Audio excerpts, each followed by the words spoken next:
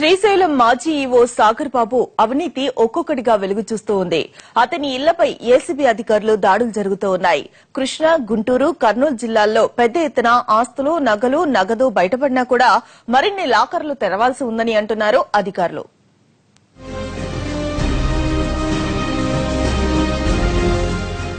శ్రీశైలంలో executive officer గా పనిచేసిన సాగర్ బాబుపై అవినీతి ఆరోపణలు ఉన్నాయి. ప్రతి పనిలోనూ మామూలు తీసుకునేవాడంటున్నారు ఆలయ సిబ్బంది.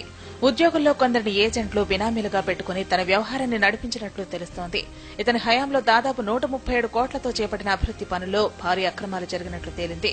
కర్నూలు జిల్లాలో 10 ఏళ్లకు పైగా పనిచేసిన సాగర్ బాబు 2 సార్లు శ్రీశైలం ఈవోగా పనిచేశారు. కాంట్రాక్టు ఉద్యోగుల నియామకాల్లో చేతివాటం చూపాడు.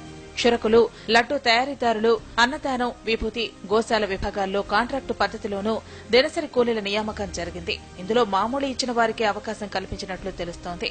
పాత ఏజెన్సీలను రద్దు చేసి కొత్త ఏజెన్సీలను నియమించుకుని వారి నుంచి భారీగా దండుకున్నట్లు ఆరోపణలున్నాయి.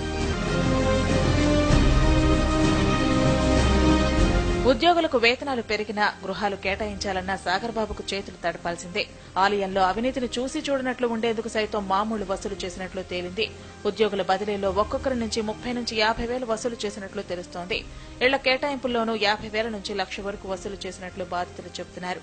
ఆలయంలో పనిచేసే ఉద్యోగులనే బినామీలుగా పెట్టి అక్రమాస్తులు కూడగట్టాడు సాగర్ బాబు. అతని అవినీతి దందాలపై ఆరోపణలు రావడంతో ఏసీబీ దాడులు చేసింది. విజయవాడలో ఏకకాలంలో 7 ప్రాంతాల్లో దాడులు చేసి 40 కోట్ల రూపాయల ఆస్తులు ఉన్నట్లు గుర్తించింది.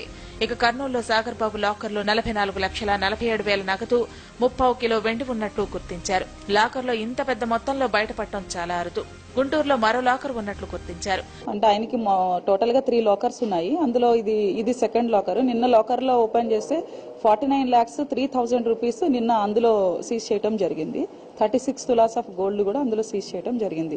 ఇంకా ఒక 6 ప్లాట్లు, అలానే ఒక G+1 హౌస్, 2 ఫ్లాట్స్, ఒక 4 acres of land, 1.4 lakhs cash, 2 4 wheelers, ఒక బైక్, ఇంకా 36 tolas of gold, 1 kilo of silver ఇంకా అక్కడ గుర్తించడం జరిగింది.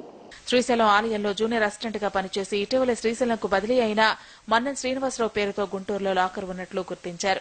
సాగర్ బాబు అవినీతిని చూసి ఏసీబీ అధికారులు ఆశ్చర్యపోతున్నారు. ఏ లాకర్లో చూసినా కట్టల కొద్దీ డబ్బులు బయటపడుతున్నాయి. మొత్తం మీద దేవాదాయ శాఖలో మరో పెద్ద చేపను పట్టేశారు ఏసీబీ అధికారులు.